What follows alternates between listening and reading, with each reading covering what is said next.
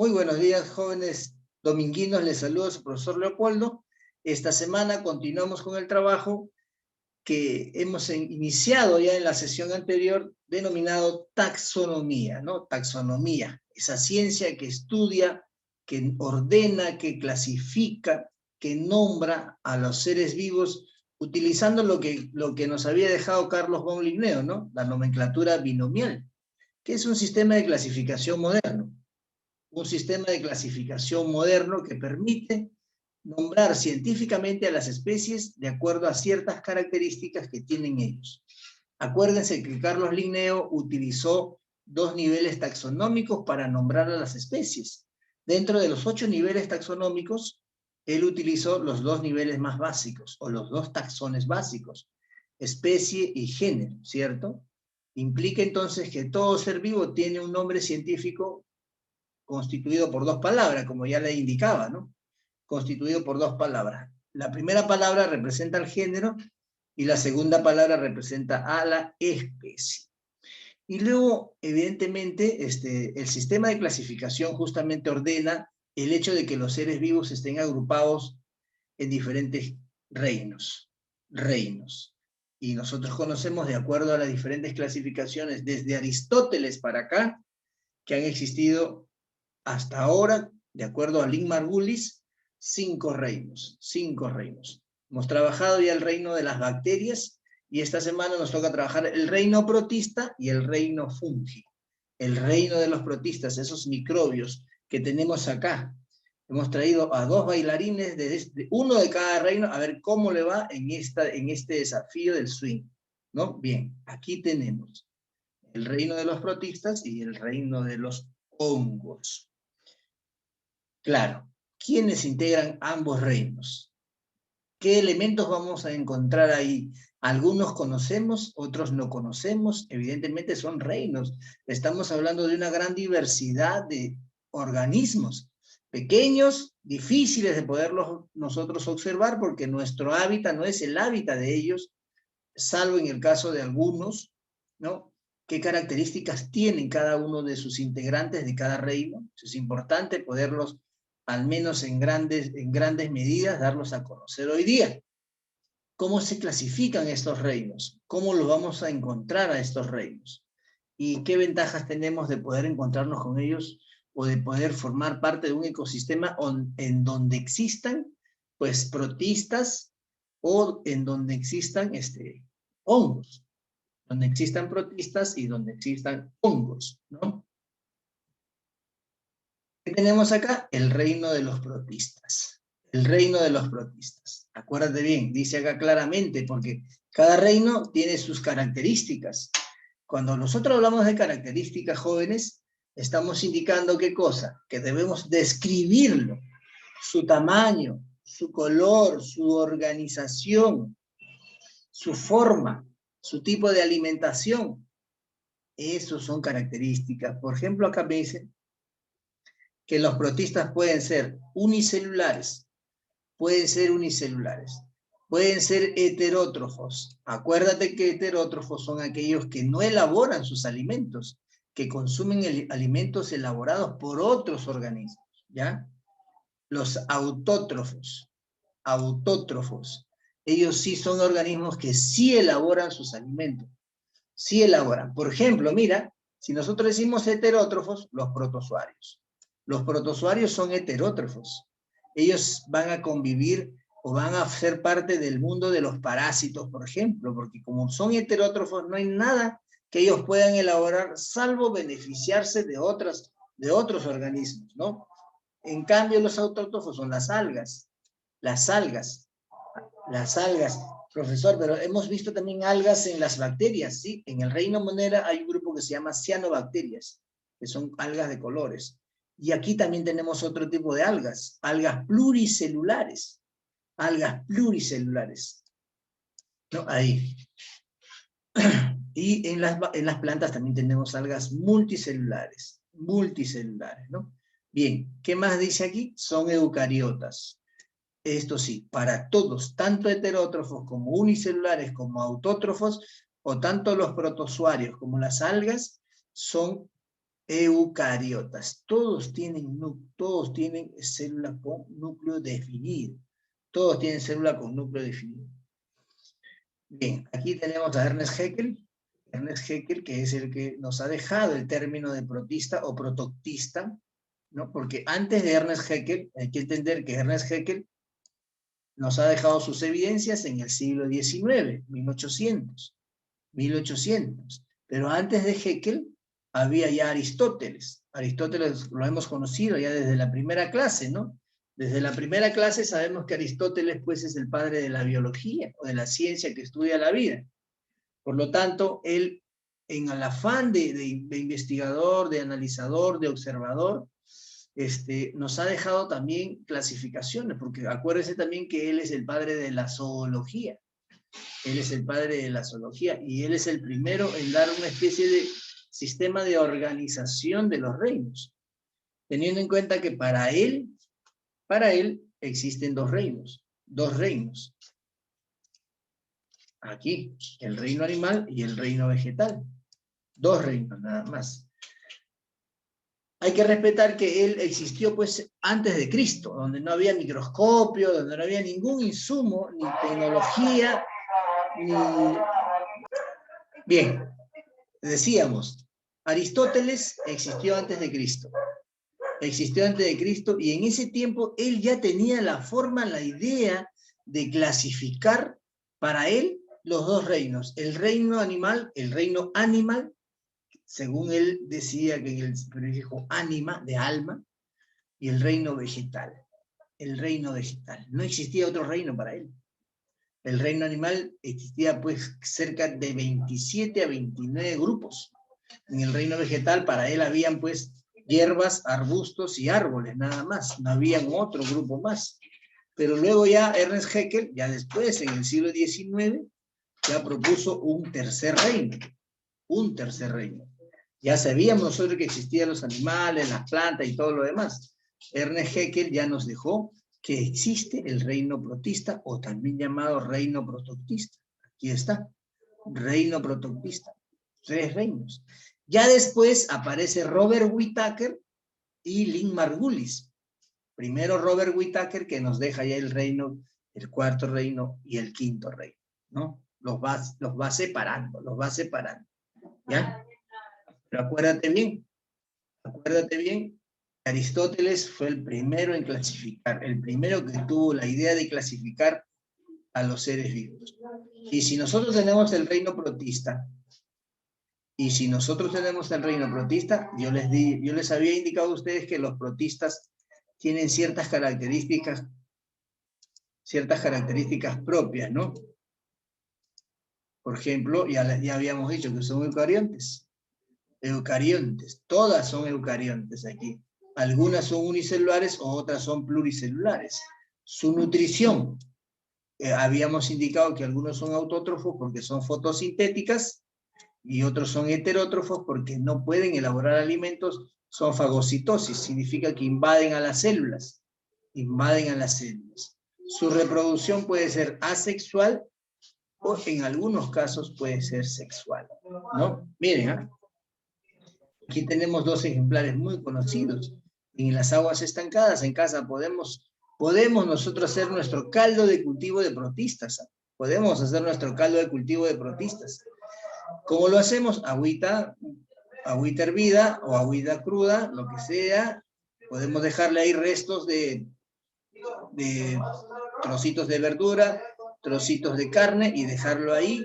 Después de unos días empiezan a aparecer estos bichos, estos microbios. ¿Ya? Acá tenemos un paramecium y acá tenemos una eugleina. Aquí tenemos un paramecium y una eugleina. Bien. ¿Qué más tenemos por acá? ¿Cómo lo clasificamos? Nosotros ya habíamos indicado que los protistas se agrupan en 2, ¿cierto?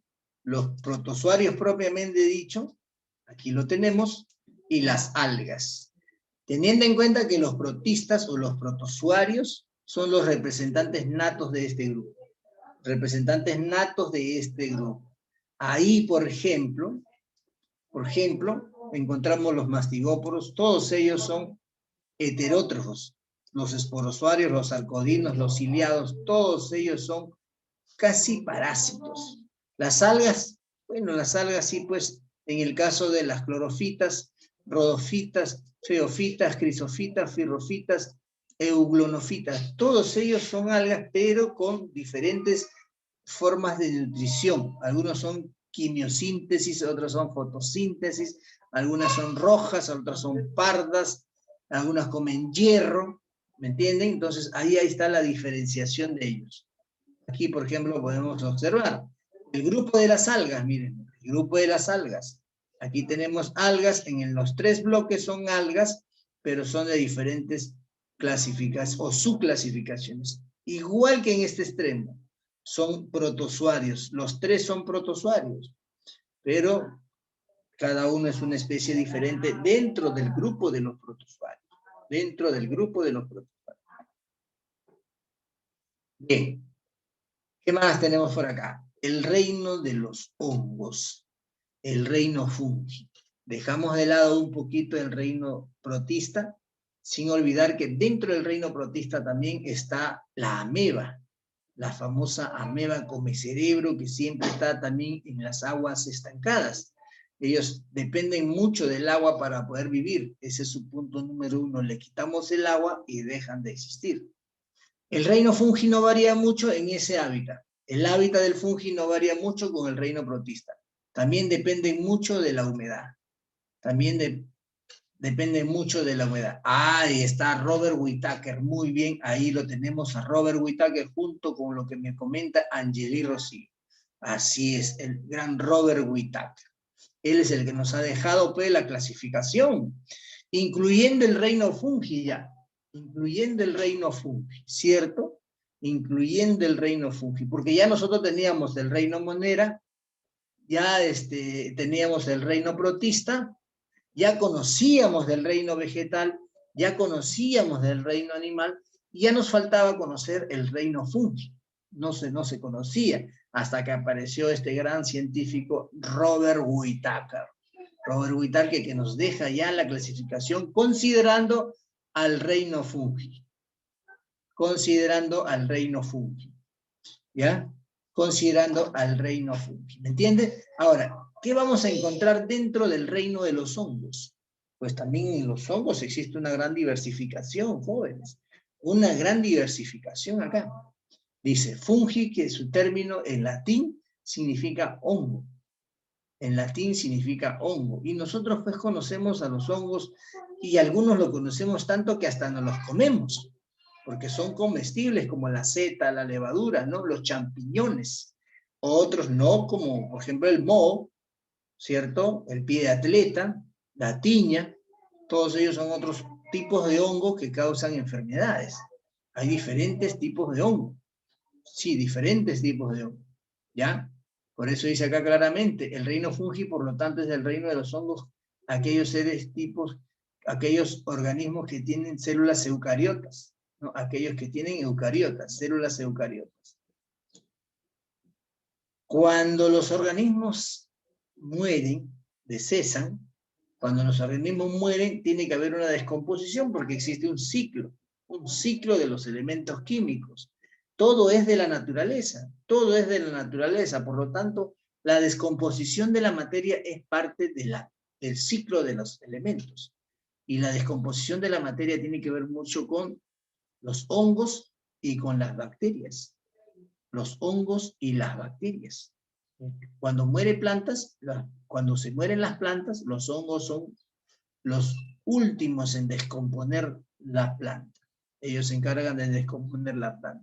Cuando mueren los animales, los que se encargan de descomponerlos, pues son las bacterias. Son las bacterias. De tal manera que se han distribuido muy bien quién se encarga de quién en el momento de descomponerlas.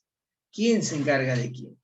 Ya, aquí claramente me dice, miren, Robert Whittaker en 1969 es siglo XX, ya, aquí nomás, a la vuelta de la esquina, ¿no? A la vuelta de la esquina nos deja la clasificación considerando los 5 reinos. Igual que Lynn Margulis, que es la última que después de Robert Whittaker trabajó también eso. El reino monera, lo vemos acá. Aquí lo vemos. El reino monera, el reino protista, el reino fungi, el reino plantae y el reino animal. Pero hay que considerar que para Robert Whittaker este es su trabajo. Este es su trabajo. Acuérdate bien, Robert Whittaker. ¿Ah? Bien, ¿qué más tenemos del reino de los hongos? ¿Qué más tenemos del reino de los hongos acá? ¿Qué más tenemos por acá? Sus características, ¿cierto? Sus características. Sus características de los hongos. Aquí tenemos las características propias de los hongos. Claramente me dice a mí, unicelulares, pluricelulares, que se repite, ¿cierto? Se repite porque ya estamos hablando de un reino con células eucariotas, por lo tanto, sus células también son evolucionadas ya. Han logrado formar organismos con muchas células. Viven sin clorofila. Pucha, que ahí sí, pues, ¿no? Sin clorofila significa que no hacen fotosíntesis. Al no hacer fotosíntesis, son heterótrofos. Y ellos son, digamos, en la mayoría de los casos, viven sujetos, viven fijos. Entonces ahí tienen que ser parásitos, o saprofíticos o simbióticos. Saprofíticos, parásitos o simbióticos. Significa que tienen que, en el caso de los parásitos, tienen que invadir, como el caso de los hongos que ingresan al cuerpo o que están en nuestra piel, en nuestra uña, en nuestro cuero cabelludo, ahí son parásitos, pero hay otros que son simbióticos, que se juntan con algas y hacen una especie de sociedad para beneficiarse ambos, ¿no? Los parásitos sí, pues, ¿no? Por ejemplo, el pie atleta, ¿no? El pie atleta, por ejemplo, la tiña. Ellos invaden células buenas, ¿no? Células que tenemos nosotros u otros animales también, ¿no? Su reproducción generalmente es por esporas. Acuérdate bien que su reproducción es generalmente por esporas y puede ser asexual y sexual, por esporas. Ahorita vamos a hacer la recreación aquí. ¿Ya? Presentan pared celular. La pared celular es una capa muy rígida que lo tienen las células, que tienen las células. Una pared muy rígida que les permite protegerse de eso. Permite protegerse en el cerebro, ¿no? Ahí, permite protegerlos en el cerebro. Evidentemente los hongos son muy pequeños, otros son más visibles a la vista de las personas, ¿no? Pero ahí hay de todo tamaño, hay de todo tipo de vivir de ellos, ¿no? Pueden vivir en plantas, siendo hongos, pueden estar habitando en plantas, en la parte inferior de las plantas, ¿cierto?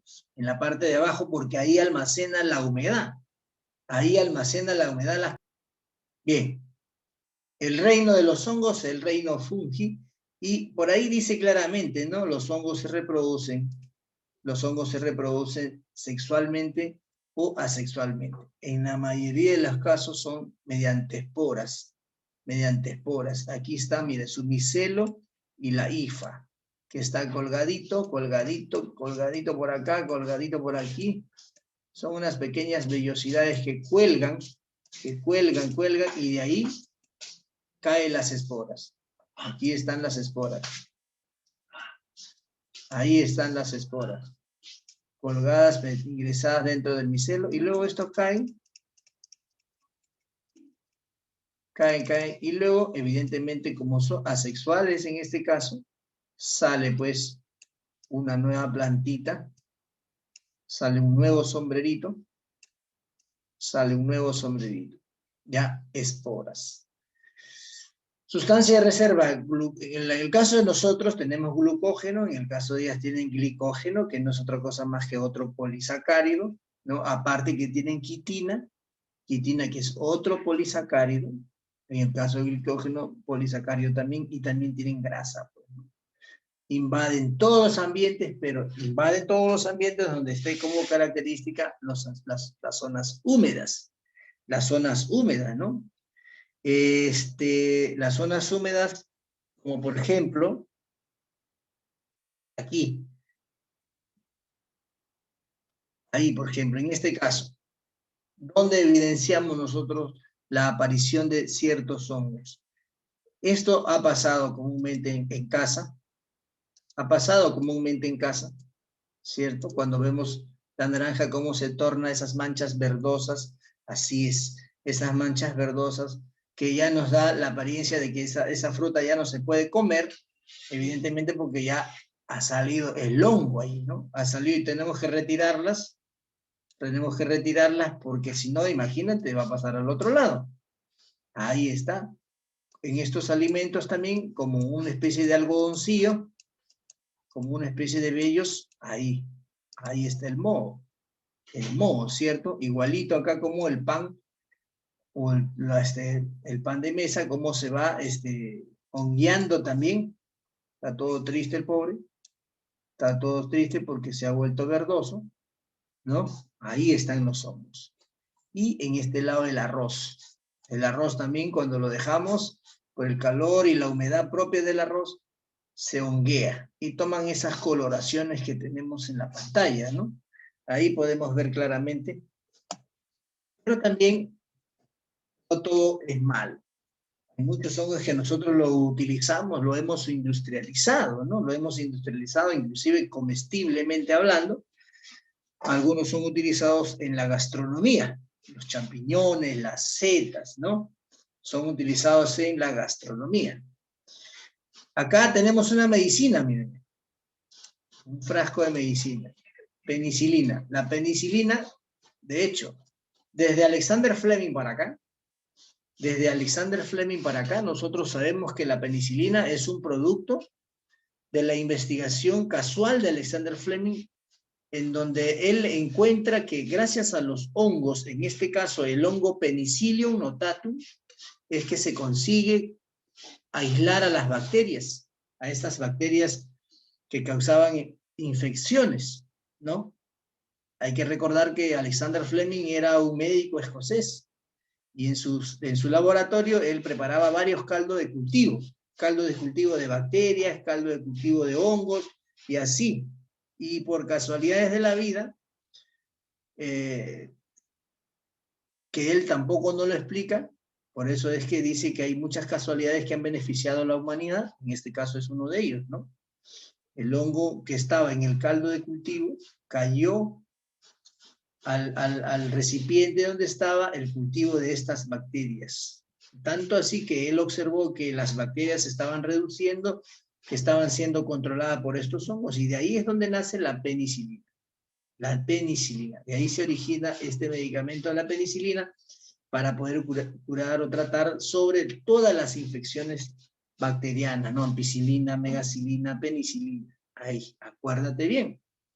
Por otro lado, tenemos también utilizados los hongos para hacer la cerveza, ¿no? La levadura.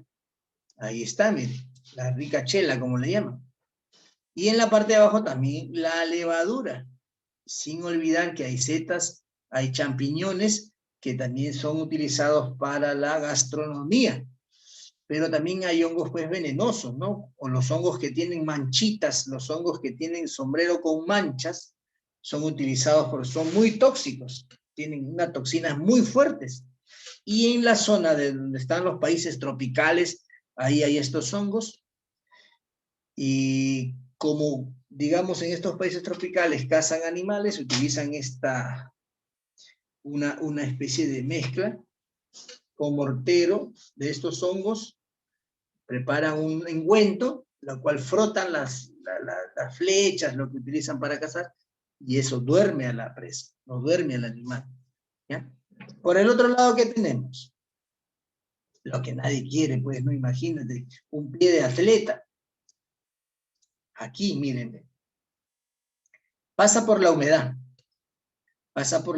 ¿no? A veces uno apurado, ustedes acuérdense cuando iban a la escuela, ¿no? Tenían que estar rapidísimo, duchándose, a veces no se secaba bien los pies, y el zapato tenía que estar puesto en ustedes hasta las 3 de la tarde por medio, cuando regresaban a casa con la movilidad. Todo ese tiempo la humedad a veces genera la aparición de los hongos. Aquí, cómo va convirtiéndolo, ¿no? Pero también a veces los hongos ingresan a la uña. Cuando ingresan a la uña es totalmente complicado, ¿no? Porque hay que sacar esos hongos con medicamentos o con esos hongos son los famosos uñeros, pues. Y ahí se utilizan unas pastillas muy fuertes que a veces deterioran el hígado o los riñones. Pero bueno, hay que tratar estos hongos porque si no, no se van, se vienen y se quieren quedar ahí. La tiña, formas geométricas, como invaden la piel, ¿no? Aquí también tenemos, ¿cierto? Y también existe la famosa seborrea, ¿no? En el cuero cabelludo. La tiña también da en el cuero cabelludo, igual que la seborrea. Ya, ahí tenemos diferentes tipos de hongos que son buenos, no tan buenos, y algunos que ocasionan en problemas dermatológicos, problemas de la piel, problemas de la piel. ¿Ya? A ver acá. ¿Qué más tenemos por acá? Sus actividades de salida. Esta es la segunda actividad de la clase taxonomía. Esta es la segunda actividad de la clase taxonomía. Significa que vamos a enviar la primera actividad y la segunda actividad. La primera lo hemos hecho la sesión anterior, con preguntas y hemos marcado las respuestas. Ahora igual, marcamos las respuestas y enviamos por Cubicol. Hoy por la tarde van a tener una semana para enviar. En este caso, dice, el primero en clasificar a los reinos. A ver, leo por acá. El primer en clasificar a los reinos. Muy bien, Geraldine. Excelente, Geraldine. ¿Quién más, aparte de Geraldine, me da la respuesta? Fue el primero en clasificarlos. Aquí tengo a Sócrates, Tulio, Platón y Aristóteles. Dayana también está muy bien. Francisco también está muy bien. Así es, Nasha, muy bien. Aristóteles, ahí está. Angeli Rocío también. En el reino protista encontramos células. ¿De qué tipo? Planas, lisas, procariotas o eucariotas. ¿Con cuál nos vamos? En la pregunta 2. En el reino protista encontramos células planas, lisas, eucariotas o procariotas. Muy bien, Geraldine, así es. Así es, eucariotas, eucariotas. En la número 3, es un ejemplo de protista.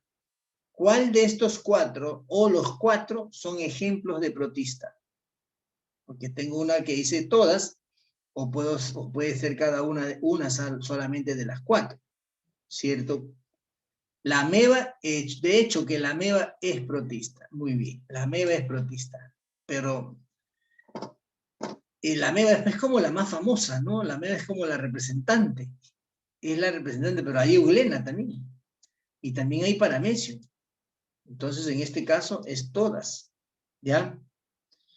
Los protistas para vivir dependen de qué, acuérdense, necesitan sí o sí un elemento vital para la vida. Necesitan sí o sí un elemento vital para la vida. Si le quitamos eso, se muere. Así es, Francisco, Nasha también, los dos tienen razón. Así es, el agua. Acuérdense, los protistas y los hongos. Los protistas necesitan agua sí o sí, y los hongos necesitan humedad porque ahí está el agua, ¿no? Ahora, aquí, en este lado, en el siguiente bloque, fungi. ¿Qué significa fungi? ¿Qué significa fungi? A ver, jóvenes. Así es, Nasha. Muy bien, Nasha. Sí, claro que sí. Significa hongo, profesor. Muy bien, Geraldine. Ahí tenemos la respuesta ya. Significa hongo. 6. Los hongos se reproducen mediante... ¿Cómo es que se reproducen? Dentro de las 4 hay una que coincide. A ver, los hongos se reproducen mediante ¿qué? A ver. Acuérdense que les contaba que caían y de ahí se reproducían. Así es, Fergie. Muy bien, Geraldine. Las esporas. 7. Gracias a los hongos tenemos un antibiótico. ¿Cómo se llama ese antibiótico que tenemos gracias a los hongos? Que es para tratar las infecciones. Así es, Angeli. Muy bien, Angeli. Muy bien, Ariani. Francisco, Geraldine también, la ampicilina. Y la número 8, los champiñones se utilizan en la... eso es muy sencillo, ¿no? Nosotros hemos indicado en varias ocasiones que las setas y los champiñones se utilizan en un... Así es. Muy bien, Geraldine. Igual también Nasha, en la gastronomía. En la gastronomía. No se olvide que esa actividad 2 también hay que anotar con su respuesta y enviarlo por Cubicol junto a la actividad 1 que hemos trabajado en la sesión anterior. No se olvide.